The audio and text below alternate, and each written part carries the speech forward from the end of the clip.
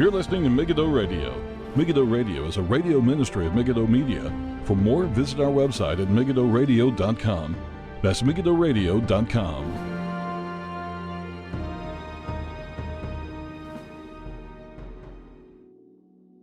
Hey everybody, welcome. This is Paul Flynn with Megiddo Radio for the 5th of June 2017. On tonight's Monday night show, we're going to be talking about Islam once again. Now, last Saturday's show, I was a number of topics to cover. The main topic I was going to cover for this show, actually, if I had done it last Saturday, was on, and it's a story I'm going to deal with later in the program, about a New Jersey town denied Muslim a mosque. Now they must pay them $3.25 million. That's in the Washington Post. That story. I talked about this issue before, dealing with religious liberty and the problem for Christians when they are deciding, are they going to support the First Commandment or the First Amendment? Now, of course, we submit to the law of the land. If that is the law of the land, that's it. You must go legitimate ways of changing the law of the land in accordance with God's law, things like that. But that is to be done in legitimate ways, not in, we don't just disobey the magistrate and the government and things like that. We submit to the government unless they command us to do something that is contrary to God's law. Like if the government commanded us to kill or do something like that, something outrageous. But other than that, we are supposed to submit, and they are ministers of God, and you can read Romans 13. So I dealt with that before, talked about Russell Moore, the issue of the Southern Baptist Convention. I'll get back into that later. But going to bed, sadly, it was about 11:30. Popped into my email the news of another terror attack in London Bridge, where there were, just get the numbers in front of me here, 7 killed, 48 injured, at least the numbers that I have in front of me here. Muslims shouting, "This is for Allah," plow into pedestrians on London Bridge, and also proceed to stab people, things like that. I mean, the initial response was pretty typical from CNN. Even though these reports, and I was following it as it happened for the first hour, I just went to bed because it was a Sabbath, and I was just, I said, okay, I'm going to deal with this Monday. And we still don't know everything, but this whole thing, we don't know their motives. This is CNN on Saturday. Of course, they changed the story. The story on CNN's website was called London Terror Attacks, What We Know, What We Don't Know. Now the story is called What We Know. London Terror Attacks, What We Know. So maybe they were embarrassed enough to change it. Anyway, so there's still kind of a head-in-the-sand approach from the left to the fact that, I'm just going to refresh the page just in case there's been any new. It's day 10 of Ramadan, right? There have been 55 attacks in the name of Islam. And there's 529 dead bodies. And this has been compiled by the religionpeace.com. Now, in that time, I'm not aware of any Muslims being killed by Islamophobes. There are incidences, I'm not disputing that there are incidences of, say, a bit of graffiti here and name calling and all this kind of stuff. And I don't support that in any way, shape, or form. Just because you are a Muslim does not mean you support terrorism. I'm not saying that you do. There are, quote-unquote, peaceful moderate Muslims, but there is no such thing as peaceful moderate Islam. Just in the same way that there's apostate Christians and liberals and things that really don't follow the Bible, there are millions around the world that would be called hypocrites by devout Muslims, especially Sunni Muslims, a lot of them, because they're not really following the Qur'an, and that's where this division is within the Muslim community. There are Muslims who just want to live and let live. They just want to have their life and, let people do whatever they want. But there's plenty. There's also a significant minority. And remember how I say minority. I don't know how many. But it's a disturbing amount of people, thousands of British citizens traveling from Britain and allowed to they're going to fight for IS, the Islamic State. And what infuriatingly every single time, it's the same in RT over here and News Talk and other horrible news agencies, and they are horrible. Seriously, they're jokes, all of them in Ireland. I don't know what it's like. Well, I do know the BBC has no credibility. Channel 4 has no credibility either left, I don't think. I don't think if they ever contact me, I don't even think I'd ever... Seriously, I know lots of proper journalists just won't go near them if they ask them for an interview, but I digress. But they just keep saying over and over, the so-called Islamic State. To quote from Theresa May, the current Prime Minister, the Islam, Islam is not Islamic. That's probably what she'll say next.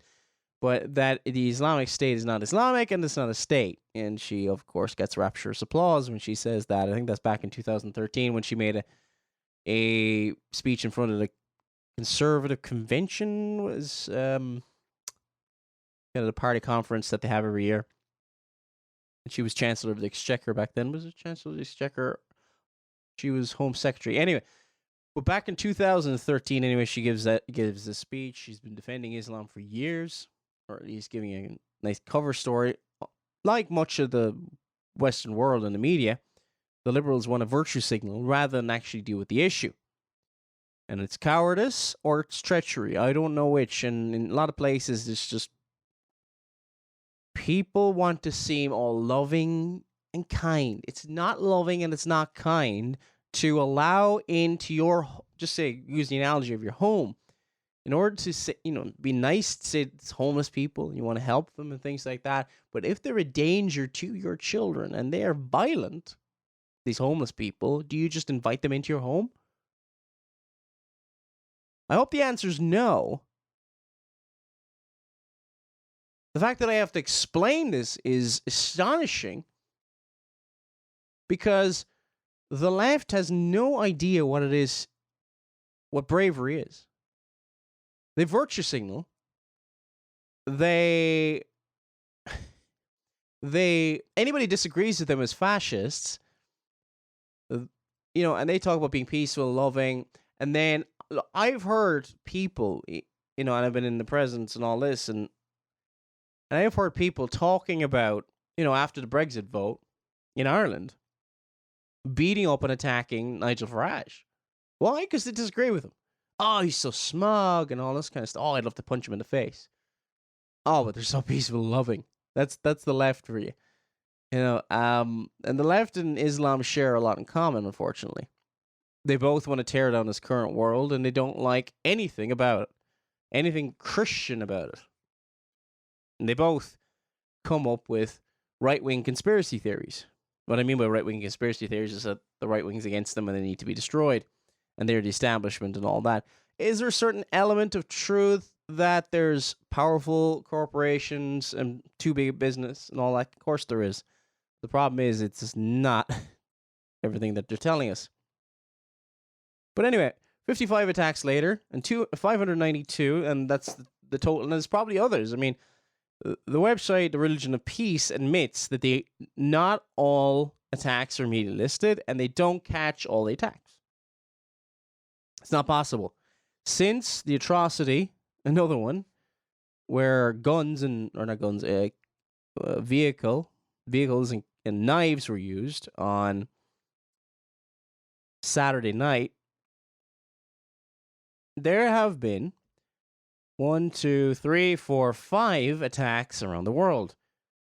In Iraq, on this 3rd of June, same day, 43 were killed, 43 civilians massacred by the Islamic State as they attempt to flee the caliphate. And again, we don't know all of these stories. There's probably plenty more. In India, in Lower Munda, 2 were killed and 4 injured as members of Hizm ul Mujahideen. Members ambush and kill 2 local security personnel. Mujahideen just basically kind of means the kind of soldiers of Allah. I mean, something to that effect anyway. 6 killed, 1 injured in Afghanistan on the 4th. That's yesterday. 2 religious men, according to this, joined the police and then gunned down 6 colleagues in cold blood in Afghanistan. Pakistan, 2 killed. Was it yesterday? Again, this is yesterday. 2 Hazara religious minorities are gunned down for their faith. And then in Pakistan, in Talabul Mola, one was killed. An 18-year-old girl is shot to death by her father for, quote, having an affair. That's the wonderful world of Islam, and that's what's the West, and especially the political left wants to just allow in with no checks. And last week, there have been 42 attacks, 476 killed, 677 injured, 8 suicide blasts in 14 countries.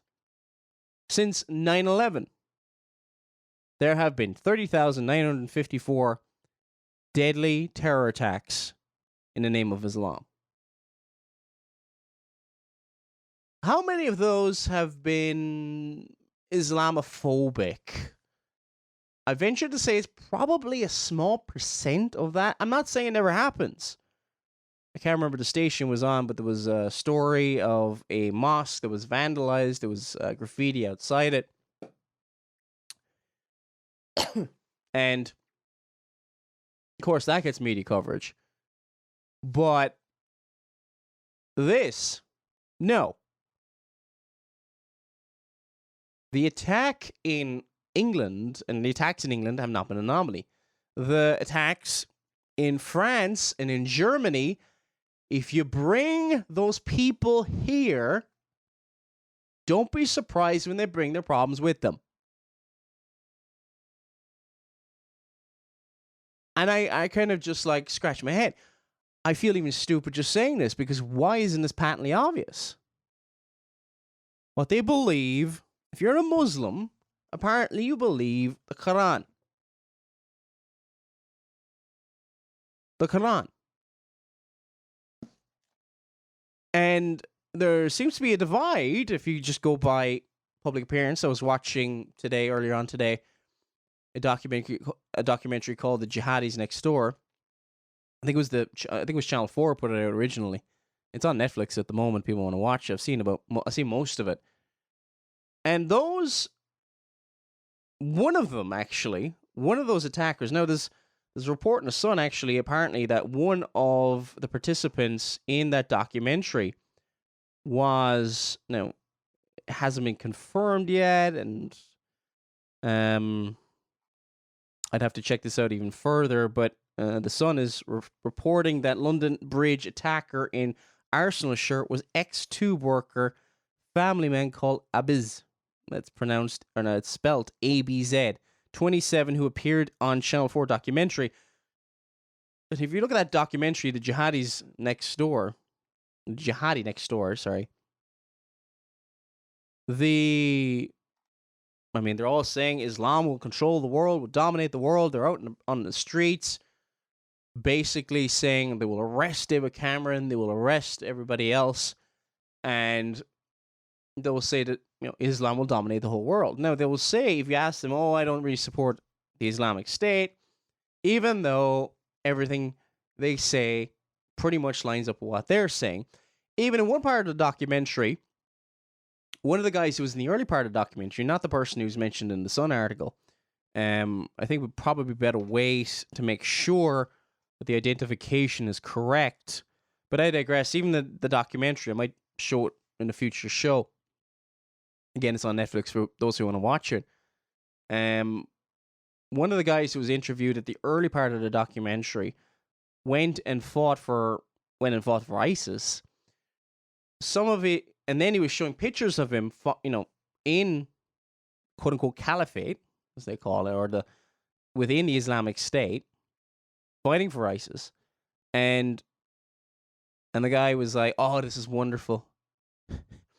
They're all Islamic State sympathizers. They all support, and there was a load of them there. I'm not saying all the Muslims were there, but there were a load of them on the streets being quote unquote extremists. What happens to any of these people? Well, one of the participants in the documentary has been housed by the police in Northampton. What was it? Tommy Robinson of the Rebel Media. He's a journalist for the Rebel Media in the United Kingdom, and people in Northampton told him about this. And this is an extremist who does violent videos to radicalize people. What does he do? The police actually protect him as opposed to the other way around. What do they do? They stick him in a home pretty much right around the corner from a children's school. I'm just going to play this clip just so you can get a... I'm not the biggest... The Rebel Media is kind of be careful with it. They kind of... I don't like some of the stuff that's on there. Unfortunately, conservative media has kind of gone way down, and there's a lot of cursing, and to be honest, it's liberals of 20, 30 years ago. But from the point of view of, like, Tommy Robinson's really putting himself on the line. I wish he did things differently in a lot of places. I'm not saying following his example or anywhere like shape or form. Some of the journalism he does is excellent. He puts his, he really, I'm not saying don't confront people. That's great. But don't get into an argument with them. If you're planning on doing this or being, don't follow his example is what I'm saying before we play this. But anyway, let's play. The aim of these videos is to radicalize people. It's to brainwash people. It's to clean their brain of the filth of the kufr. So, what we have is 5 doors down here.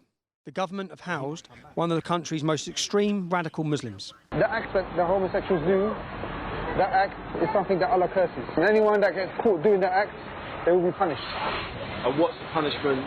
Well, one of them is obviously chucking them off high buildings.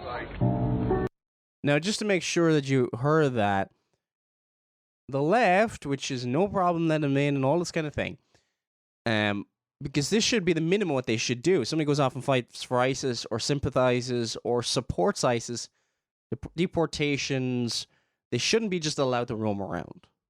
Yeah, they're supporting a terrorist. They are supporting... Look, the United Kingdom right now and the United States and other countries are at war. We're at war with the Islamic State.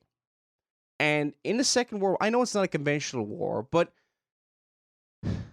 still, are we supposed to, like in the Second World War, what would you thought if they just let Nazi supporters, close to just live in British communities? You think they wouldn't be spies or anything like that? So please tell me this is at least just common sense. And I'm not talking about all Muslims here. Hashtag not all Muslims, this kind of nonsense. This is not what I'm talking about. There are thousands that the government is well aware of that are extremists by anybody's definition, not the definition that the government uses, the British government who banned Pamela Geller and Robert Spencer from entering the country back in 2013 when they wanted to come and speak. Not that definition of extremist. Because what is it? According to Theresa May, and while her speech may have sounded really good when she was, enough is enough, when she says that, when she was speaking yesterday in front of the media, and it sounded great in front of people because she used the I word, Islamic, when talking about terrorism, that needs to be confronted. However, at the same time, she still said it was a perversion of a great religion, and boy, she said, how are we going to face this? Oh, police the internet. Okay. Yeah, police the internet with your track record of banning people like Robert Spencer and Pamela Geller from giving talks who what's the really crime? Criticizing Islam. And in a way, a lot of the politicians have brought in elements of Sharia. Maybe not unbeknownst to them, I don't know. But because now what's being banned and being pushed towards being banned in these extremist bills and anything else like that, is the criticism of Islam. Let's continue with this video about this jihadist being housed by the government. He's that extreme and that much of a potential jihadist and terrorist that the government seized his passport to stop him going to fight for ISIS in Syria. Now, they seem more concerned about people in Syria getting hurt than they do about English people. Because if you have a look here, look where they've housed him. That's a primary school. They've housed one of the country's worst and potential jihadists 5 doors from a children's primary school. Now, I don't know how much Theresa May, well, I keep hearing Amber Rudd, you keep saying, we're all going to be all right, everything's going to be all right, get back to normal, life as normal. What do you mean life as normal? There's dead kids in Manchester. You're housing terrorists next to a children's, you're housing terrorist supporters next to a children's school. Not yours children. They don't cross paths with you. You drive around in bulletproof cars, okay? There are children, there are kids, there are families, and you think you can just put them at risk like this. The potential risk, what we find with every terrorist attack, we find that the man that's committed it was known to MI5. They were watching him at some point, just like this man is. This man is one of 3,000 who are monitored 24 hours a day, 7 days a week. We have another 20,000 would-be jihadists in our country that we simply can't afford to monitor all the time. But this is one of the worst. He has a police guard outside his house. He has cameras, okay? That's only come for the last day because they're aware that I'm trying to track him down. Usually there's no police car there. How easy it would be for him to walk out of there with a knife and target them kids. How easy is that? You think you can stop that?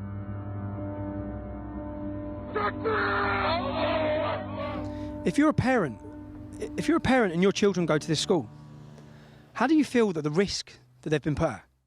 The potential risk that's just there, the potential risk.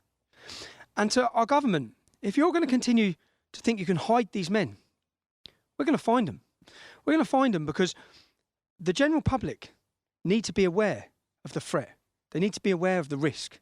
If you've got kids in that school, you deserve to know how extreme that man is at the end of the road. And if we look at how big our problem is, if we have 3,000 Muslims on 24-hour day, 7-day-a-week watch, but up to 20,000 more radicals that we simply don't have the resources to watch, that's up to 25,000 people, okay? Even if we wanted to raid them and arrest them and bring them all in, that would take hundreds of thousands of police officers. It would take months and months and months. That's how bad the problem is now. Now. You wouldn't house a paedophile next to a school. Don't house a terrorist supporter. With what we've seen now, with the attacks we've seen, what our government should have been doing, what we should have been hearing from you on our news, is that you're rounding up every ISIS supporter. You're rounding them up and interning them. You're getting them off our streets. Not walking, crossing paths with us. Whose mum wants to queue up and live next door to these men? We have to live next door to them. It's not right. I don't know how much more you think as a government English men are going to tolerate. When their children are being blown up, it sort of steps it up to a next level. At some point in the future, you're going to create a monster. You're going to create a monster because you need to intern these men. You need to take them off our streets. You need to protect our people. You need to protect our children, which you're failing at. You're failing at. And when people can no longer rely on the police, when they can no longer rely on the government or the system, people will endeavour to seek their own justice. And just a comment on that before he just wraps up the video, because he's going to talk about this person, since that report was filmed, is going, this extremist is going to be moved from where he is, and the police is outside ready to move him, kind of thing like that. How would I put it? That's a danger, and we don't want vigilantism. I'm not against people defending themselves. That is right and proper to do, especially defend yourself, defend your life and your family. We shouldn't go out and seeking revenge or justice. That is purely in the hands. Again, read Romans 13. That is purely in the hands of God and the state. No one else. The magistrate is the only one with the sword.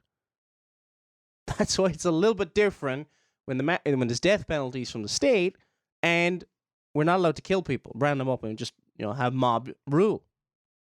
It's kind of like a lot of times what was done in Islamic countries. I know they might say it's their law and things like that, but I digress. Anyway, so we're going to play the end of this report. So, people in Northampton who have been contacting me want me to highlight this. We've highlighted it. Due to our presence coming, which the police would have known of, he's going to be moved. He's going to be moved out of your town, which is going to essentially protect your families. He's not going to be within reaching distance of a school, we hope, in the next location. But if you know where these people are, if you know where they live, contact us. We'll expose them. Thank you for watching. Anyway, so that's that report. Again, it's hard to get good media coverage because... Nope, just a report just in, actually, while I'm doing the show. There's... CNN has reported that 2 London jihad murders identified a Muslim from Pakistan and a Muslim from Morocco or Libya. And so I think we, especially with that Sun report, we need to be careful. We need to get positive identifications. But,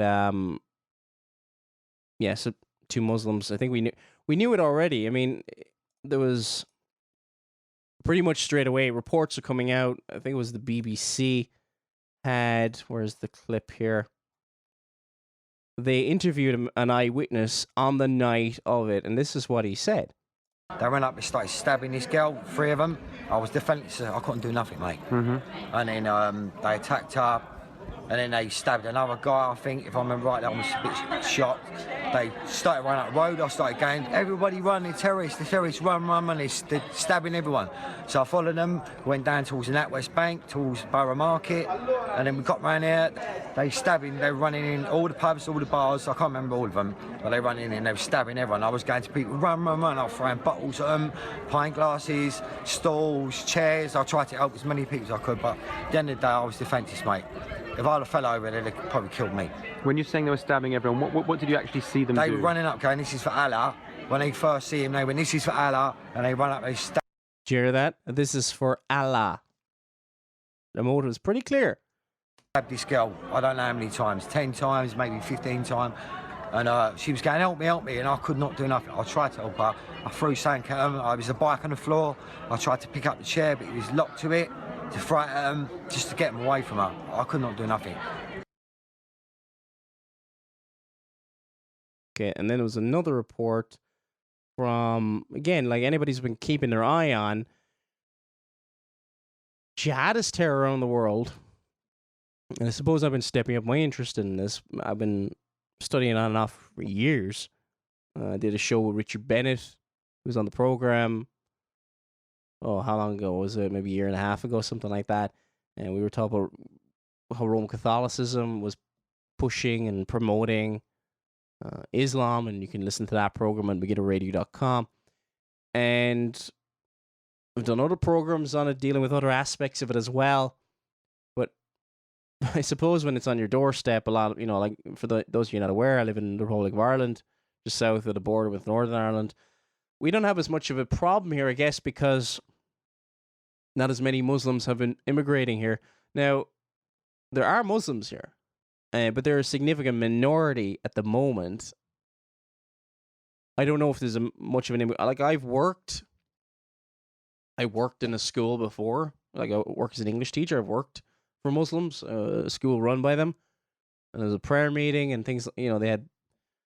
a lot of things obviously disapproved of, but I just kind of got down and did my job and things like that. Taught English as a foreign language. That's what I was there to do.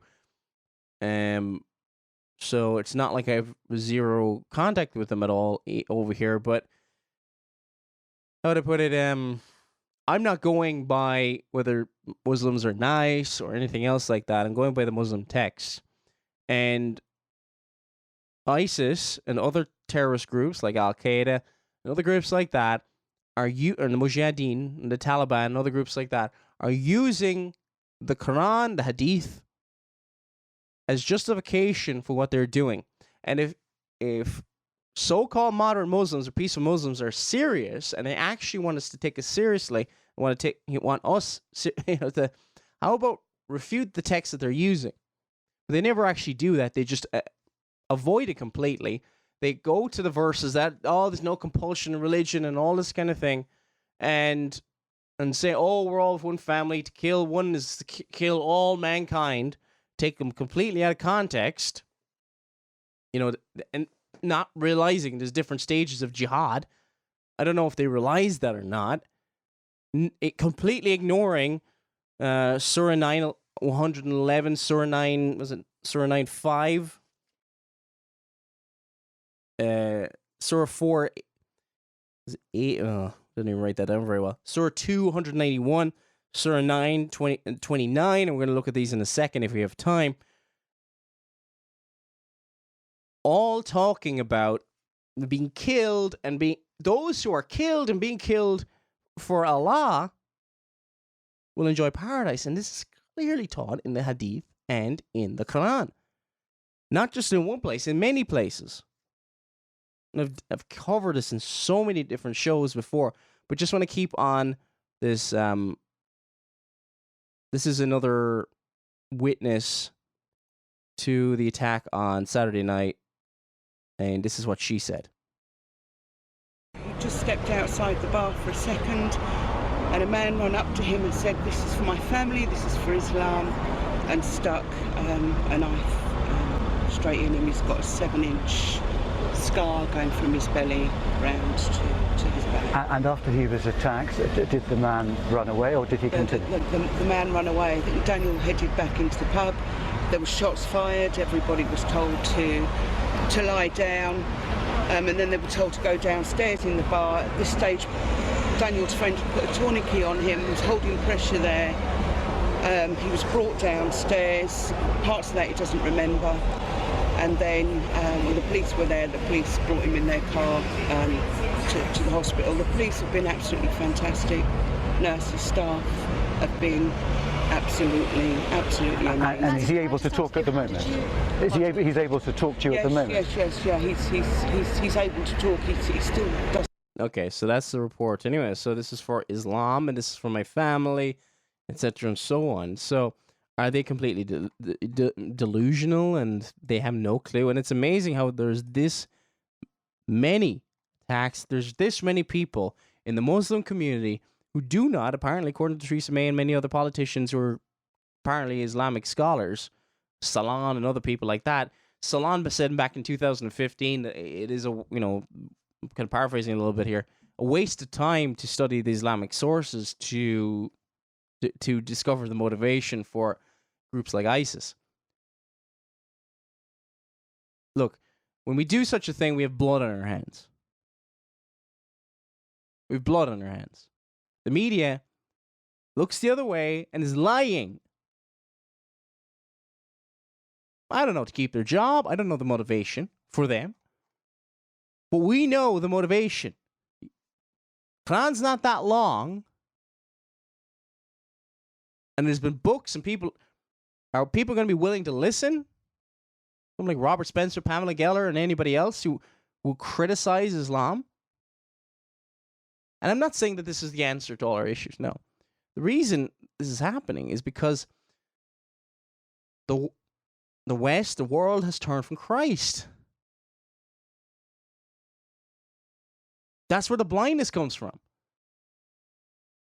And unfortunately, we do not want to open our eyes. So it appears that one of those terrorists might have been, whatever the case with the Channel 4 documentary that I was talking about earlier, but they know where they are. Why are they allowed to continue there? Why is Robert Spencer and Pamela Geller banned from the UK, but known Islamic State supporters and jihadis and potential jihadis are allowed to continue on as normal and are allowed to fight for ISIS and come back? Why? Oh, we're gonna surveillance the internet. Oh, great. For what? Critics of Islam. That's what Theresa May's record is.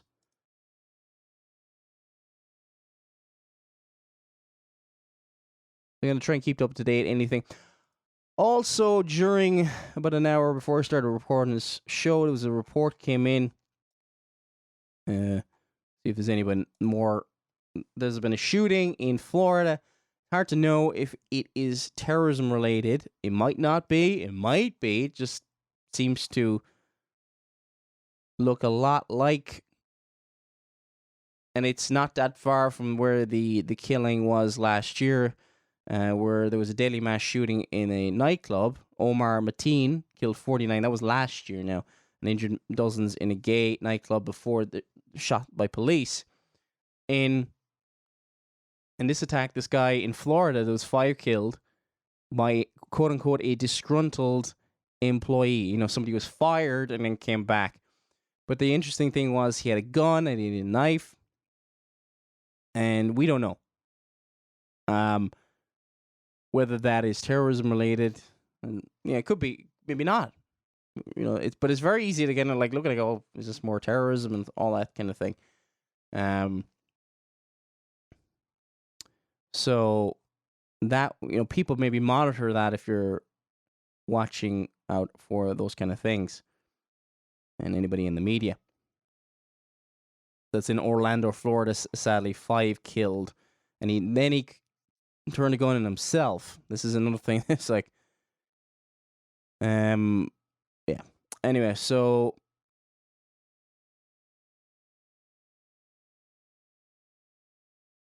since the month of Ramadan, I'll just refresh this page in case there's been any updates to the numbers, which is really, really sad that I have to say that kind of not sure if the numbers are going to change even during the recording of this program. In Kabul,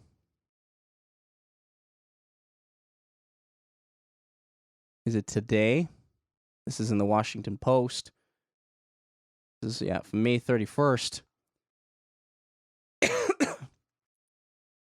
And this is what Afghanistan deals with all the time. Killing 80. There's a bomb was off. It says, massive blast tore through the diplomatic quarter of the Afghan capital Wednesday, killing at least 80 people and wounding more than 460, officials said. The devastation left Kabul in shock and underlined the country's security struggles as it confronts sustained waves of insurgent and terrorist attacks.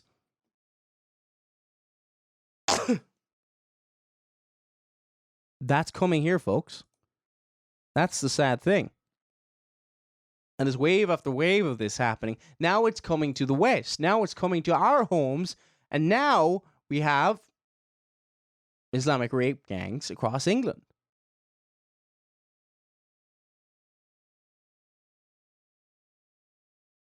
What is,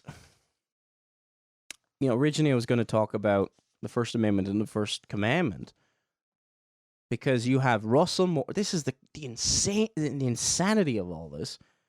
You have Russell Moore, who's a prominent member in the Southern Baptist Convention, head of the, can't remember what it stands for, kind of a liberties group and things like that.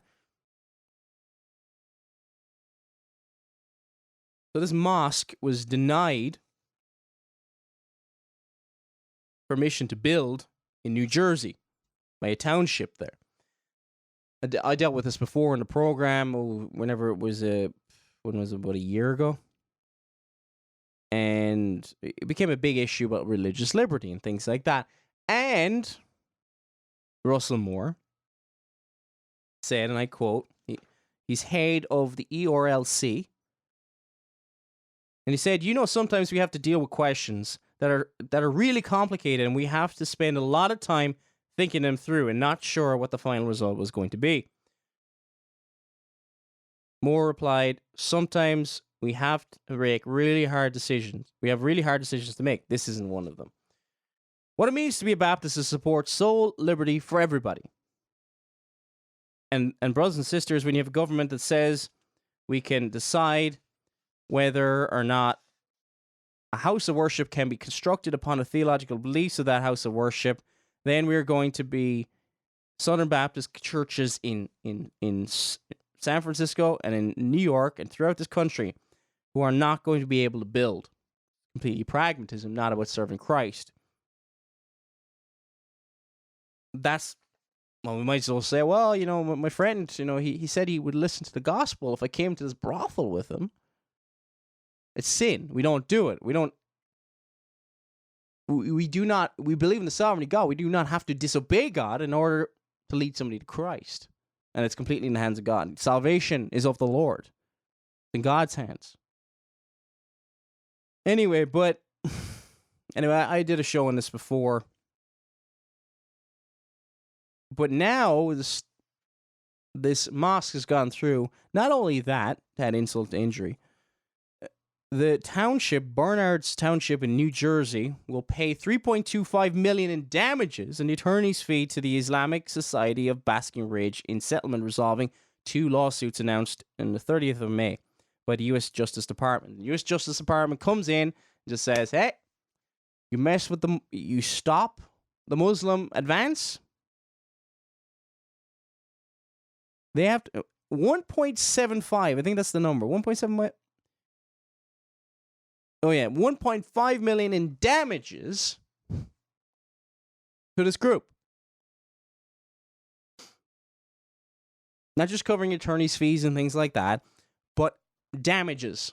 And not only that, the Washington Post said that the Berners Township will pay the Islamic Society 1.5 million in damages, 1.75 million in attorney's fees, and require town officials to submit to diversity and inclusion training.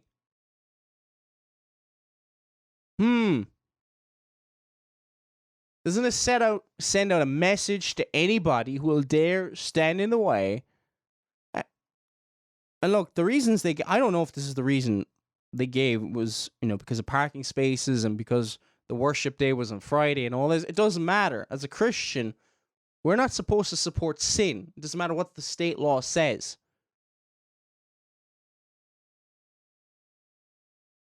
It doesn't matter.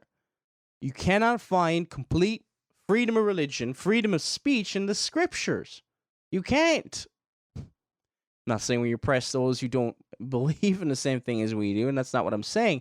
But in the government, they are to promote the true religion. That is the first commandment. Of course, you can't force converts, and that's not what we're saying. That is a complete straw man. What I am saying is the government is not allowed to support or condone sin in the land. Public sin is especially what the government is supposed to clamp down on. Somebody's publicly drunk, and that would be something the government is supposed to clamp down on. But if somebody's drunk in their own bedroom or something like that, well, that's still sinful and wrong, but you can't exactly monitor it, can you? So that's just an example I would give. So, and look what they said as well after winning this case. Municipalities, and this is from the Washington Post, Abdil Mangi, lead counsel for the mosque, told My Central Jersey, he said this, right? Municipalities around the country should pay close attention to what happens in Bernard's Township. The American Muslim community has the legal resources, the allies, and the determination to stand up for its constitutional rights in court and will do so. Basically, you dare challenge us, you dare stand in our way, we will crush you in court. It's a nice way of saying it, but that's kind of more or less what it's saying. Now, because look what I said, municipalities around the country should pay close attention. If you look at the Qur'an, anything that advances taqiyya, lying, or anything else is allowed to be used to further Islam.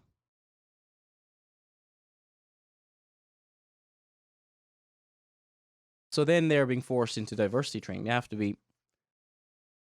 You cannot challenge Islam in any way, shape, or form, even though it's coming to destroy democracy, even though the rumors say that they're for democracy and all this. They're not really. Especially in Europe. They're for that giant bureaucratic nightmare, otherwise known as the European Union. And they're crying all over London. Those who support the European... It's amazing that I think about 70%, something like that, a large amount, wanted to remain within the European Union. There's a big disconnect between London and the rest of England when it comes to Brexit. You've got Londoners who are pretty much in a bubble. Probably, maybe it's the same with any other major city in the world. And they don't see the problem of having no border whatsoever, no control. They're scared about the future, being apart from the European Union. Well, shouldn't you be a bit more scared of potential jihadis in your area? But no, the priorities are never quite right, are they? So we got about 15 minutes left in the show. Let's look at, again, monitor, I suppose we won't know about the Orlando shooting. And I suppose in some ways, hopefully it's not another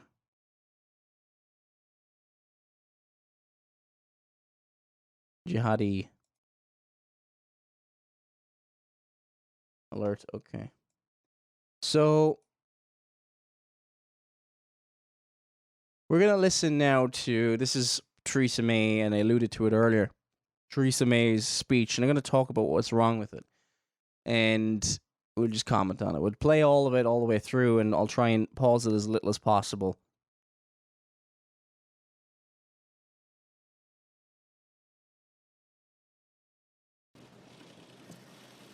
Last night, our country fell victim to a brutal terrorist attack once again.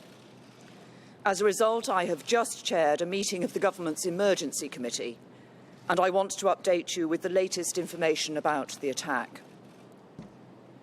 Shortly before 10:10 yesterday evening, the Metropolitan Police received reports that a white van had struck pedestrians on London Bridge. It continued to drive from London Bridge to Borough Market, where 3 terrorists left the van and attacked innocent and unarmed civilians with blades and knives. All 3 were wearing what appeared to be explosive vests, but the police have established that this clothing was fake and worn only to spread panic and fear. As so often in such serious situations, the police responded with great courage and great speed. Armed officers from the Metropolitan Police and the City of London Police arrived at Borough Market within moments and shot and killed the 3 suspects. The terrorists were confronted and shot by armed officers within 8 minutes of the police receiving the first emergency call. 7 people have died as a result of the attack, in addition to the 3 suspects shot dead by the police. 48 people are being treated in several hospitals across London. Many have life-threatening conditions. On behalf of the people of London and on behalf of the whole country, I want to thank and pay tribute to the professionalism and bravery of the police and the emergency services, and the courage of members of the public who defended themselves and others from the attackers. And our thoughts and prayers are with the victims and with their friends, families, and loved ones. And just to comment on what she said about defending themselves, they couldn't, and even said many times, it shows you, ever since, the Second World War, we're completely defenseless in Europe. The right to keep and bear arms, the Second Amendment, as it's known in the United States, it leaves us sitting ducks for something like this. If a Muslim terrorist tried this in Switzerland, I wonder how long he would survive. Now, just in case you're not aware, the Swiss, look, I don't have guns. I want to obey by the law of the land, wherever I live. But it's crazy that you cannot defend yourself using weapons. To me, absolutely crazy. Now, as a man once said, Switzerland doesn't have an army, it is an army. It was Peter Hammond, who writes quite a bit on Islam and other subjects.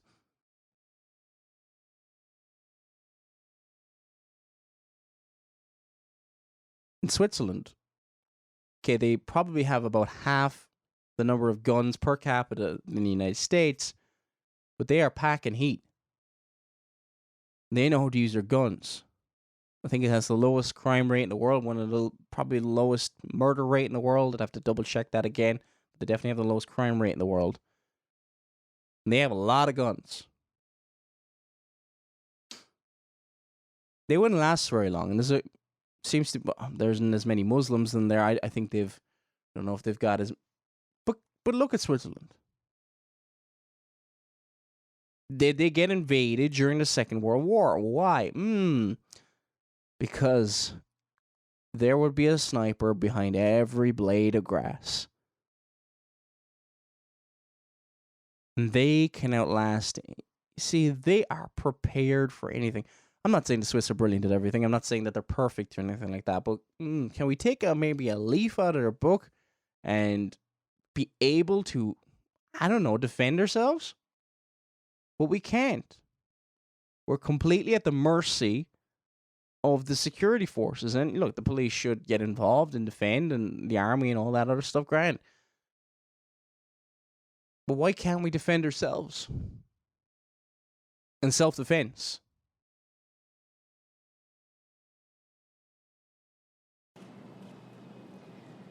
This is, as we all know, the third terrorist attack Britain has experienced in the last 3 months. In March, a similar attack took place just around the corner on Westminster Bridge. 2 weeks ago, the Manchester Arena was attacked by a suicide bomber. And now London has been struck once more. And at the same time, the security and intelligence agencies and police have disrupted 5 credible plots since the Westminster attack in March. In terms of their planning and execution, the recent attacks are not connected. But we believe we are experiencing a new trend in the threat we face, as terrorism breeds terrorism, and perpetrators are inspired to attack, not only on the basis of carefully constructed plots. You're getting to it, aren't you? Now, she does use the I word later, the Islamic word, but does she say that the inspiration, which would be really helpful, comes from the Qur'an? After years of planning and training, and not even as lone attackers radicalised online, but by copying one another and often using the crudest of means of attack. Peer pressure, that's what you're going to go with? My buddy did it, so I'm going to do it. I think there's a little bit more going on than that. We cannot and must not pretend that things can continue as they are. Finally. This would have been wonderful to hear before, and here's that comment. But it's not all good, unfortunately. Things need to change, and they need to change in 4 important ways. First, while the recent attacks are not connected by common networks, they are connected in one important sense. What is it? What is it? They are bound together by the single evil ideology of Islamist extremism. Finally! The I word is being used. Fantastic. Wonderful. Probably because there's an election in a few days, but anyway. That preaches hatred, sows division, and promotes sectarianism. It is an ideology that claims our Western values of freedom, democracy, and human rights are incompatible with the religion of Islam. Well, it's true. You're not aware, again, look at most of the Muslim world for the last 1,400 years. It is an ideology that is a perversion of Islam and a perversion of the truth. Oh, boy. And as I heard a commentator say today, well, if it's a perversion of the truth, it's been perverted from the beginning. That was David Wood over in Act 17 Apologetics. Now, yeah, again, look. The Quran says in Surah 9:5, "But when the forbidden months are past, then fight and slay the pagans wherever you find them, and seize them and beleaguer them, and lie in wait for them, and every stratagem of war. And if they repent, establish regular prayers and pay zakat, open the way for them, for Allah is oft forgiving, most merciful." Surah 4:89 says, "But they but wish that they should reject faith as they do, and thus be in the same footing as they. So take not friends from their ranks until they flee in the way of Allah. This is forbidden. But if they turn renegades Seize them and slay them wherever you find them. That sounds very peaceful, yes. Surah 2, 191.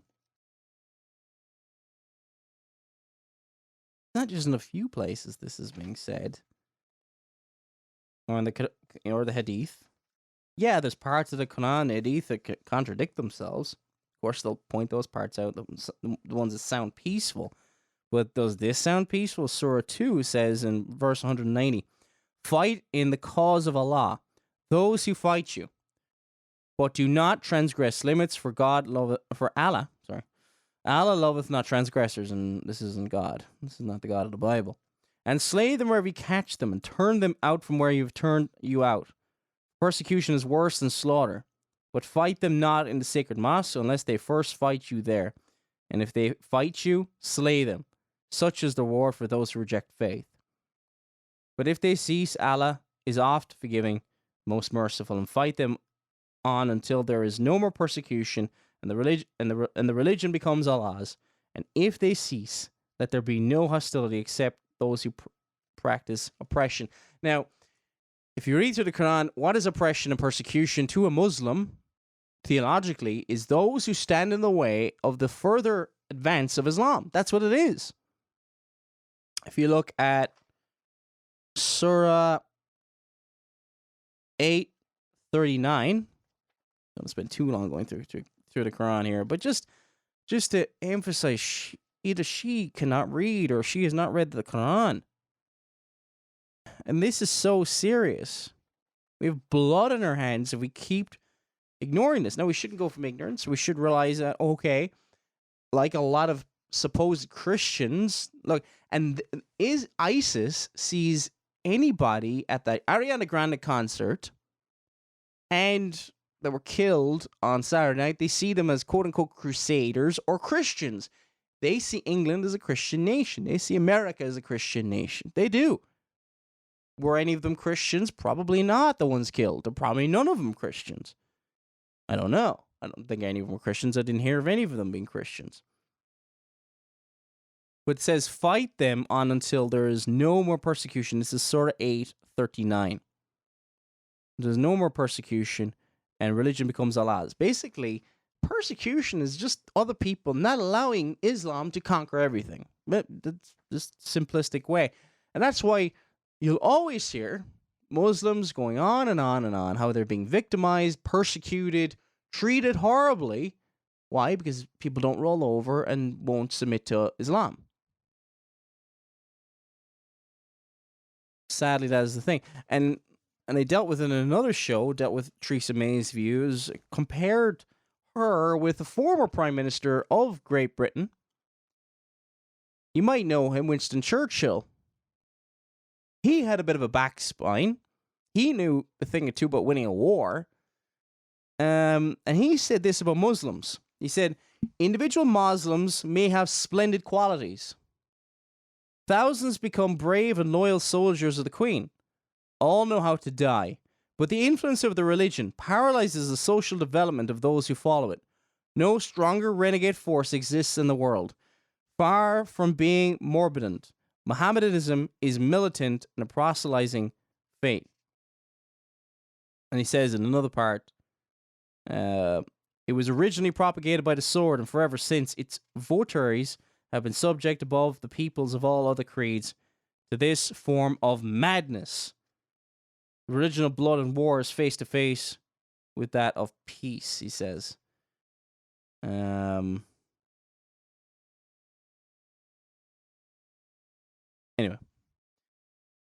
So you can see there's a massive difference in that with another previous radio program. If you want to hear more about that, just type in Theresa May into MegiddoRadio.com or Winston Churchill. Just to show how they're diametrically opposed to each other. Let's just continue with and finish off with Theresa May's speech. Defeating this ideology is one of the great challenges of our time, but it cannot be defeated through military intervention alone. It will not be defeated through the maintenance of a permanent defensive counter-terrorism operation, however skillful its leaders and practitioners. It will only be defeated when we turn people's minds away from this violence and make them understand that our values, pluralistic British values, are superior to anything offered by the preachers and supporters of hate. Second, we cannot allow this ideology the safe space it needs to breed. Yet that is precisely what the internet and the big companies that provide internet-based services provide. We need to work with allied democratic governments to reach international agreements that regulate cyberspace to prevent the spread of extremist and terrorism planning. So while jihadis, known jihadis and jihadi supporters are kept in homes by the government across the country and just monitored, and a lot of these people who killed other people were known to the security forces. This usually comes out later in the media. When that happens, those who are on the internet will be extremists, will be monitored by the government. And what's her track record? Again, remember Robert Spencer and Pamela Geller were not allowed into Britain because... Why? Because they criticize Islam.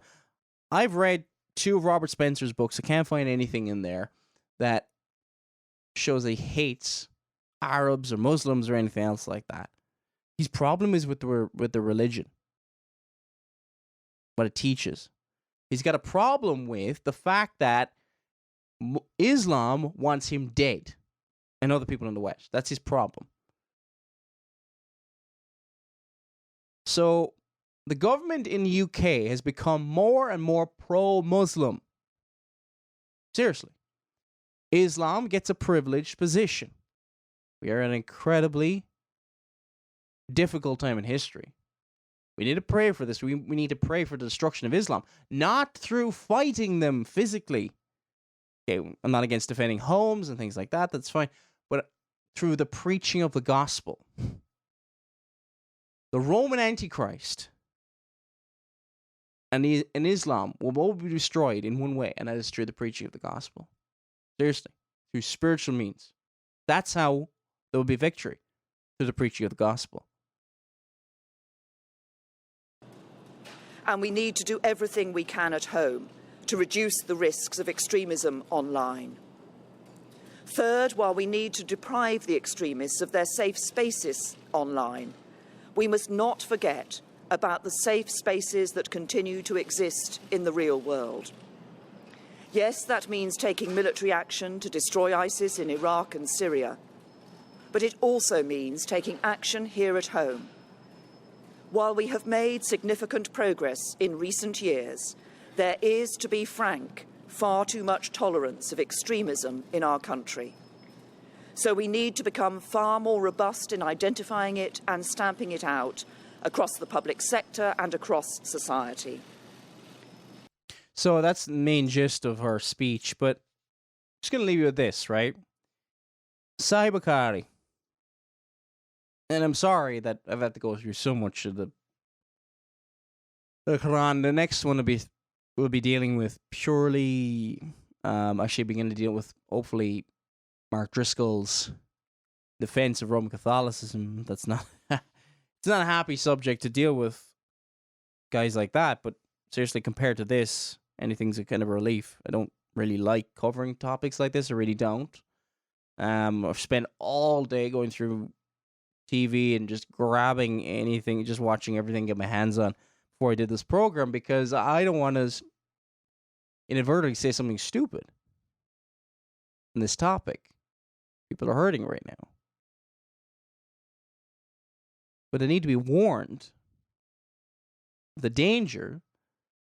There's this danger, which is a lesser danger on this earth. Because it promises to those who die in jihad paradise. Sai Bukhari, 2787. This is in Hadith, book 56, Hadith 6. Well, it's volume 6 anyway. Book 52, Hadith 46. Sai Bukhari, 2787 says,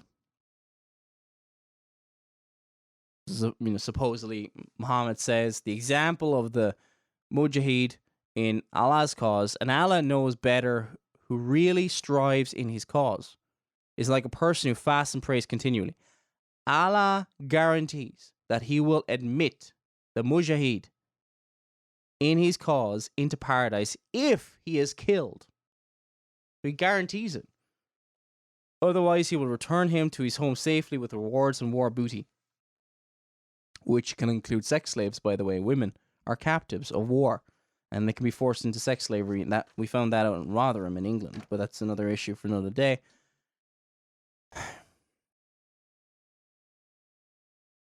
And this happens widely in the Muslim world. Testimony of a woman is worth 1/2 of a man. So often, a woman admits to being raped. She herself is condemned for bringing the issue forward because of adultery and things like that. But that's in countries like Pakistan, where, arms are chopped off for not embracing Islam. That's in Pakistan. This is why they do it. This is why I'm wondering about this case in Orlando. I don't know if that's Islamic Jihad or not. I don't know. Maybe could be just a mentally ill person. It could be just somebody who is very distressed. It might not be. But I would not be surprised if it is. We have to deal with this issue. Keep ignoring it's going to get worse. Now, there's that threat, which I'm going to say is the lesser threat. It is. And you might say, what's greater threat than that? Your own soul. It doesn't matter if you're against Islam. It doesn't matter what if you love liberty and all this kind of stuff. You're a peaceful neighbor. It doesn't matter. All have sinned and fall short of the glory of God. I have sinned. You have sinned. We all, if we are not clothed in the righteousness of Christ, we will go to hell. All of us. Every single last one of us. We need a substitute. I remember one time I was talking to a Muslim student one time that I had in my class, and we were talking briefly, waiting for the train, and I was just asking him a few questions about his faith, and I was just, what does he believe about God and things like that. That's just try to get a conversation going. So, it's like, if you're, he says, if I'm a good person, this guy's a Shia Muslim, and I said, well, if I am in my filthy rags, I'm going to hell. And I just said to him, you need a substitute. If you think you're a good person, and Islam tells a Muslim that they're the greatest of all creatures, and Jews and Christians are the worst of all creatures. That's what the Qur'an teaches. But you're not. Christians are not the greatest of all creatures. No, we're not. Sometimes some of us are the worst. I'll put myself in that category. We've all sinned and fall short of the glory of God. Our greatest deeds are but filthy rags, the prophet Isaiah wrote. We deserve hell. I deserve hell, you deserve hell. But what is the difference between those who go to heaven and those who go to hell? Those who go to heaven have been regenerated, born of the Spirit of God, and love Jesus Christ by the work of His Spirit in their heart. And by faith, they trust in Him. And they've been made new creatures in Christ Jesus, 2 Corinthians 5:17. They're in Christ. They've put on Christ. They're clothed in the righteousness of Christ. Muslims who may be listening to this, I understand, those who may be even ISIS supporters or whatever, you are going there in order to have purpose and meaning. But you'll never have that peace that passeth all understanding that is in Christ Jesus. You'll never have that. You'll always be tormented in your soul because you realize, even in your worldview, that God is perfect. But how can a perfect God, and He's perfectly just and perfectly righteous, accept someone who's not? Someone had to pay for the sins. For your sins. If you're going to go to heaven, someone had to pay for the sin, or you will, for all eternity. Will you pay for your sins for all eternity? Or has Christ bore them on the cross? Will you trust in Him, love Him, and cleave to Him, and worship Him? Because without Him you have no hope. He says, come unto me, all ye that are labor and heavy laden, and I will give you rest. It's been Paul Flynn. May God bless you all.